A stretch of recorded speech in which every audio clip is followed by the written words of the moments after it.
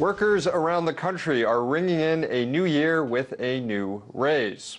Workers will see a bigger paycheck this year in 13 states, with New York, New Jersey, Connecticut, and Rhode Island raising the state minimum wage.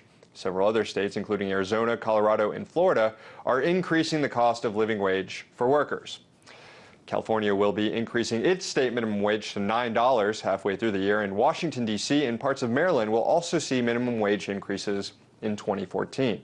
Now, 21 states require employers to pay workers above the federal minimum wage, which is still $7.25 an hour.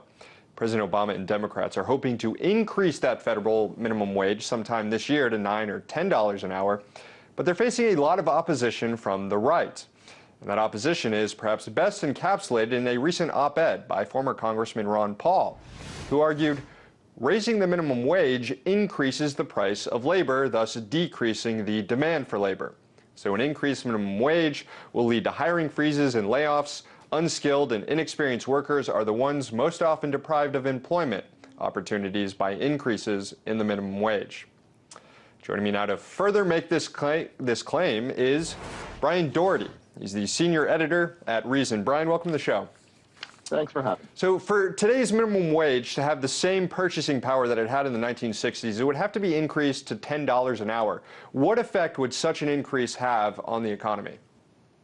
Well, I mean, there's no way to quantify it, but we do know this. The people who tend to earn the minimum wage tend to be the lowest skilled among us, and in many cases, the youngest among us. It is worth remembering that more than half of the people earning the minimum wage in America are people between the ages of 16 and 24, generally part-time workers. The minimum wage is not really an issue for breadwinners or people trying to earn an entire family's income. So you look at the people who are most affected by it, the 16 to 24-year-olds.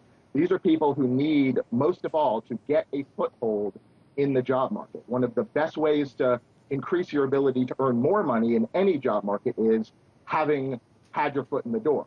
And if we lock out people, which we inevitably will, because no employer is going to hire an employee who he is going to lose money on. So if your value to your employer is going to end up being less than whatever the minimum wage is, you're not going to get hired, and this can have really bad effects on your entire life.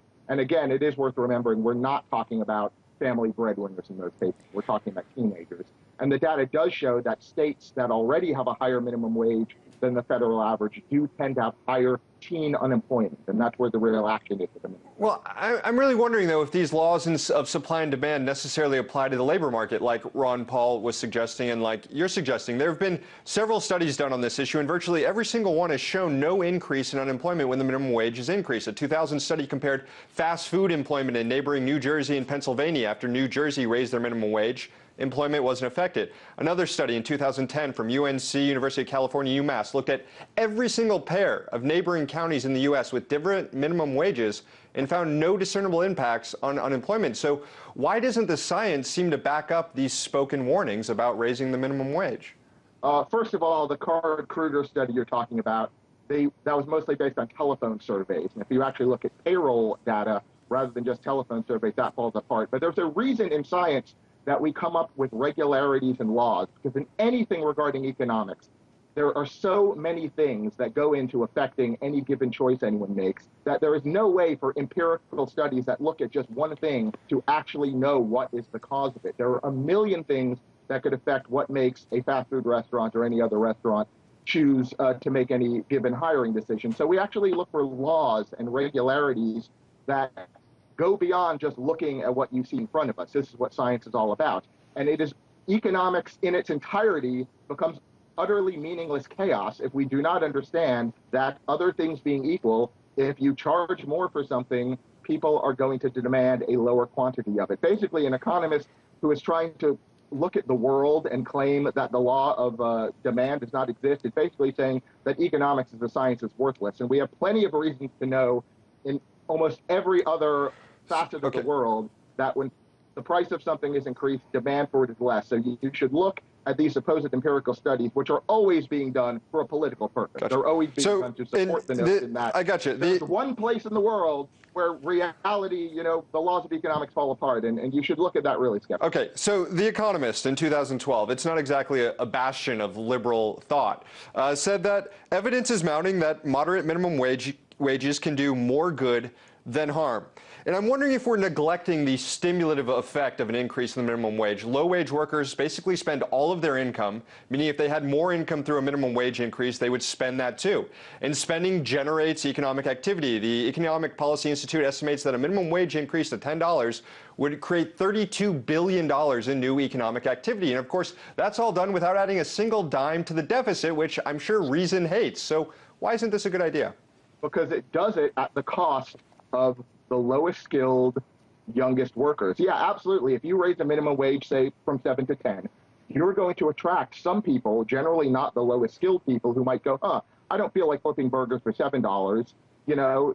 White kid needs a job during summer vacation for college. Maybe I'm willing to do it for 10. Absolutely, you can attract people into the market that way, but you're still harming the lowest wage workers. And if all you're looking at is the notion that, we want to help some people, we want the people who already have these jobs to have more money for them to spend, and that's all you care about, go ahead. But if you care at all about getting people at the bottom of the job ladder working up, if you care at all about not encouraging companies to automate in ways that are going to cut low-wage labor for people down the line in ways that these studies are not going to show, then go ahead. But again, it's extremely silly to claim that the law that's the entire basis of economics suddenly stops working in this one area where it's politically convenient for us to want to put more money in certain people's pockets. We're running out of time. I want to get one more question in here.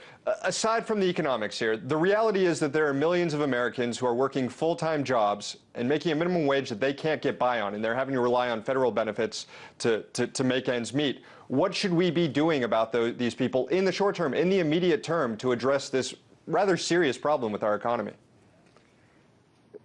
We need jobs. We need more people to have more jobs, and the way you get economic growth is not through government management, not through government ordering people around. It's to allow businesses to grow. It's allow them to hire who they want at the price they want to hire. It is not the job of any given business who hires minimum wage workers to make up federal policy about what amount of money people think anyone should have. This whole line of thinking, I mean, my answer to your question is we shouldn't be doing anything about it except allowing the forces of economic growth to work, and you don't do that by wait for the free market to work. Brian Doherty, senior editor at Reason, thanks for coming on. Sure.